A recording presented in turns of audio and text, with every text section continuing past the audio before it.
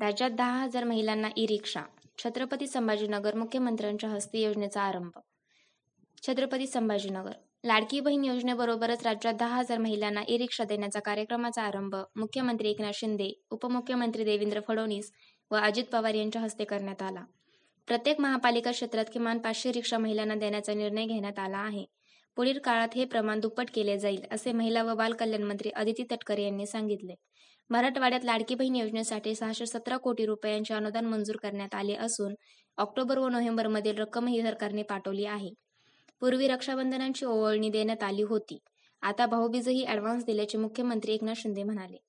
राज्यात 2,22,00,000 लाडकी बहीण योजनेचे लाभार्थी असून येत्या काही दिवसात ही संख्या 2,50,000 करण्यासाठी सरकारकडून प्रयत्न सुरू असल्याची माहिती अदिती तटकरे यांनी दिली. अंगणवाडी सेविका व मदतनीस यांना 5,000 आणि 3,000 रुपयांची घसघशीत वाढ दिल्याची आठवणही यावेळी करून देण्यात आली. महिलांना ई-रिक्षा देण्याच्या योजनेचे शुभारंभ मुख्यमंत्री एकनाथ शिंदे यांच्या हस्ते करण्यात आला. पुढील काळात 20,000 ई-रिक्षा देण्याचे उद्दिष्ट असल्याचे यावेळी सांगण्यात आले.